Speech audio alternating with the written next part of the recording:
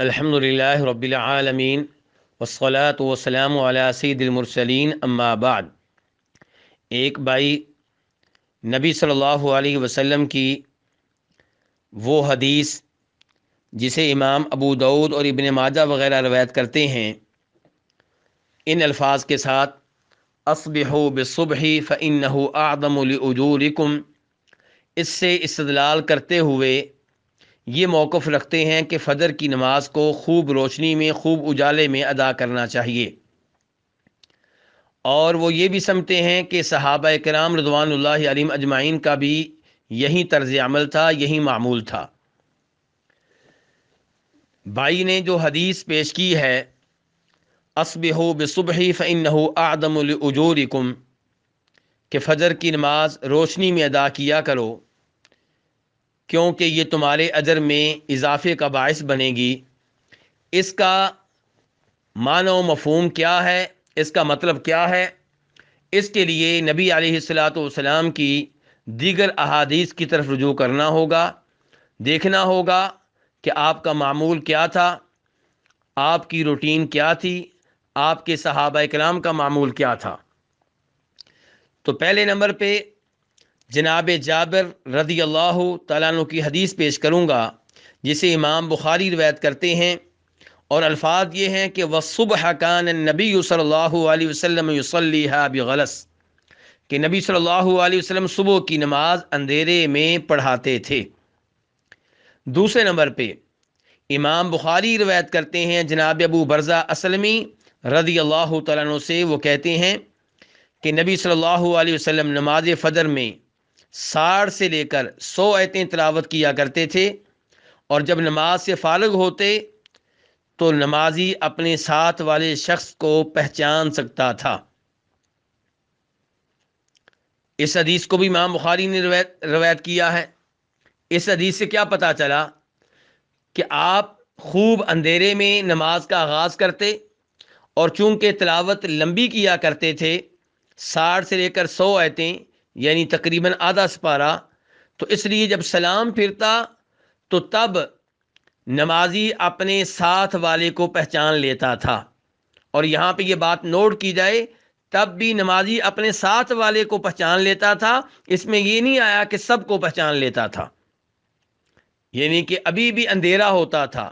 البتہ اتنی روشنی ہو چکی ہوتی تھی کہ انسان اپنے پڑوسی نمازی کو پہچان لیتا تھا۔ تیسرے نمبر پہ امام بخاری روایت کرتے ہیں ام المؤمنین عائشہ رضی اللہ تعالیٰ عنہا سے، وہ کہتی ہیں کہ نبی صلی اللہ علیہ وسلم کے زمانے میں عورتیں فجر کی نماز میں حصہ لیا کرتی تھیں اور آپ کی امامت میں نماز ادا کیا کرتی تھیں۔ انہوں نے چادریں لی ہوتی تھیں، جب سلام پھرتا اور وہ مسجد سے اپنے گھروں کو واپس جاتی تو تب بھی اتنا اندھیرا ہوتا تھا کہ کوئی انہیں پہچان نہیں سکتا تھا۔ لا یعرفہن احد من الغلس،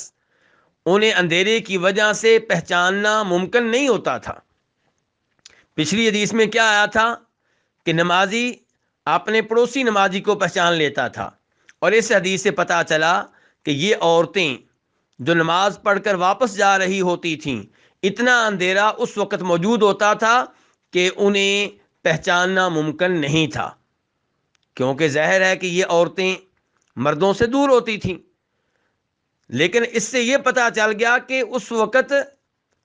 اندھیرا ہوتا تھا، واضح طور پہ اندھیرا ہوتا تھا۔ چوتھے نمبر پہ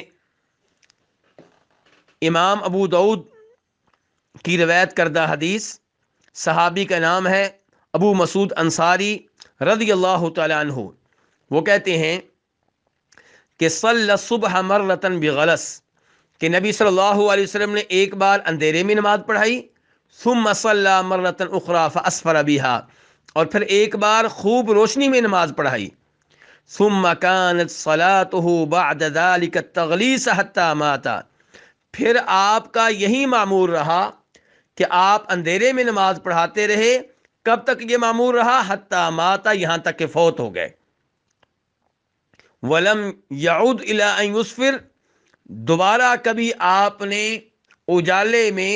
اور بہت زیادہ روشنی میں فجر کی نماز نہیں پڑھائی۔ یہ حدیث بالکل واضح ہے یہ بتانے کے لیے کہ آپ مسلسل اندھیرے میں نمازیں پڑھاتے رہے، اندھیرے میں نماز پڑھتے رہے۔ البتہ یہ بات درست ہے کہ آپ نے کہا ہے کہ اصبحوا بالصبح، کہ صبح کی نماز میں روشنی کر لیا کرو۔ تو اس سے کیا مراد ہے؟ جب ہم ان احادیث کو ذہن میں رکھتے ہیں جن کا میں تذکرہ کر چکا ہوں کہ آپ کی روٹین یہ تھی کہ آپ اندھیرے میں نماز پڑھاتے تھے،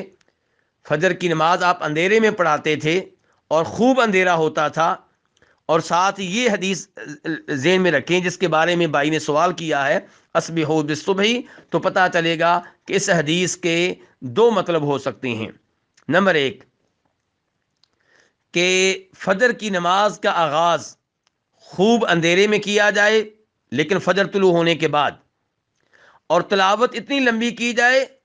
کہ روشنی پیدا ہو جائے، روشنی شروع ہو جائے۔ اور اس حدیث کا یہ مطلب امام طحاوی اور امام ابن قیم نے بیان کیا ہے۔ دوسرا اس کا مطلب یہ ہو سکتا ہے کہ فجر طلوع ہونے کے بعد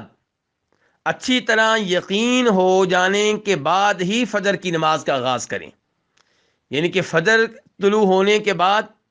اگر معاملہ شک میں ہے کہ فجر طلوع ہوئی ہے یا نہیں ہوئی تو پھر نماز فجر کا آغاز نہ کریں۔ فجر ہونے کے بعد جب اتنی روشنی ہو جائے جس سے یقین ہو جائے کہ فجر طلوع ہو چکی ہے، تب آپ فجر کی نماز کا آغاز کریں۔ نبی صلی اللہ علیہ وسلم کا معمول یہی ہے کہ آپ اندھیرے میں نماز پڑھتے رہے، اندھیرے میں آپ نمازیں پڑھاتے رہے، اور یہی معمول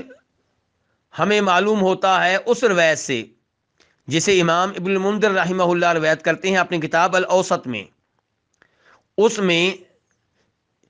مغیث بن سمی یہ کہتے ہیں کہ عبداللہ بن زبیر رضی اللہ تعالیٰ عنہما نے فجر کی نماز اندھیرے میں پڑھائی تو میں نے ان پہ اعتراض کیا، تو عبداللہ بن عمر رضی اللہ تعالیٰ عنہما نے صفائی پیش کی کہ هذه صلاتنا مع رسول اللہ وسلم و ابی بکر و عمر فلما قتل عمر اسفر بها عثمان، کہ ہم اندھیرے میں نمازیں پڑھتے رہے ہیں، اسی وقت میں نمازیں پڑھتے رہے ہیں جس وقت میں عبداللہ بن زبیر نے نماز پڑھائی اللہ کے رسول کے ساتھ صلی اللہ علیہ وسلم، اور ابو بکر کے ساتھ اور عمر کے ساتھ رضی اللہ تعالیٰ عنہما، فلما قتل عمر، عبداللہ بن عمر کہتے ہیں کہ جب عمر شہید ہوئے، اسفر بها عثمان، تو پھر جناب عثمان نے روشنی میں فجر کی نماز پڑھانا شروع کر دی۔ تو اس سے پتہ چلا کہ جناب ابو بکر اور جناب عمر کے زمانے میں معمول یہ تھا کہ اندھیرے میں فجر کی نماز ادا کی جائے، اور یہی معمول دیگر صحابہ کرام کا بھی تھا۔ چنانچہ چند مزید روایات آپ کے سامنے رکھنا چاہوں گا۔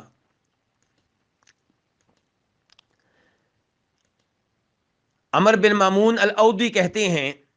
کہ میں جناب عمر فاروق رضی اللہ تعالیٰ عنہ کے ساتھ فجر کی نماز ادا کیا کرتا تھا، اور جب سلام پھرتا تو میرا بیٹا اگر 3 ہاتھ کے فاصلے پہ ہوتا تو میں اس کو پہچان نہ پاتا، ہاں اگر وہ کلام کرتا، گفتگو کرتا، پھر میں اس کو پہچان سکتا تھا۔ اس روایت کو امام ابن ابی شیبہ نے بیان کیا ہے۔ اس سے آپ اندازہ کر سکتے ہیں کہ جناب عمر فاروق کتنے اندھیرے میں فجر کی نماز پڑھایا کرتے تھے۔ اور امام ابن ابی شیبہ ابو موسیٰ اشعری کے بارے میں روایت لے کر آئے ہیں کہ صلی الفجر بسواد، انہوں نے فجر کی نماز پڑھائی اندھیرے میں۔ عمر بن دینار کہتے ہیں کہ میں نے عبداللہ بن زبیر رضی اللہ تعالیٰ عنہما کے ساتھ فجر کی نماز ادا کی، بلکہ وہ کہتے ہیں کہ میں فجر کی نماز ان کے ساتھ ادا کیا کرتا تھا، یعنی کہ مسلسل عمل ہے۔ پھر میں اجیاد کے علاقے میں جاتا، اپنی حاجت کو پورا کرتا، اور ابھی تک اندھیرا موجود ہوتا۔ اس روایت کو بھی امام عبدالرزاق نے بیان کیا ہے، اور امام عبدالرزاق جناب عبداللہ بن عمر کے آزاد کردہ غلام نافع سے روایت کرتے ہیں کہ عبداللہ بن زبیر نے ایک بار فجر کی نماز خوب روشنی میں پڑھائی تو عبداللہ بن عمر نے ان پہ اعتراض کیا اور ان کی طرف پیغام بھیجا کہ تم فجر کی نماز کو اتنا لیٹ کیوں کر رہے ہو؟ تو جناب عبداللہ بن زبیر نے آگے سے عذر پیش کیا کہ ہم آج کل خوف کی حالت میں ہیں، لڑائی کی حالت میں ہیں، اس لیے نماز کو اتنا لیٹ کیا ہے۔ آپ اندازہ کر سکتے ہیں کہ صحابہ کرام خوب روشنی میں نماز پڑھنے کو کس قدر ناپسند کیا کرتے تھے کہ عبداللہ بن عمر نے عبداللہ بن زبیر پہ اعتراض کیا اور ان پہ انکار کیا اور ان کو عذر پیش کرنا پڑا کہ خوف کی حالت ہے، لڑائی کی حالت میں ہے، اس لیے ہم نے ایسا کیا ہے، یعنی کہ ہمارا یہ معمول نہیں ہے۔ تو خلاصہ کلام یہ ہے کہ نبی علیہ السلام کا معمول یہ تھا کہ فجر کی نماز کو خوب اندھیرے میں ادا کیا جائے۔ البتہ اس میں کوئی شک و شبہ نہیں ہے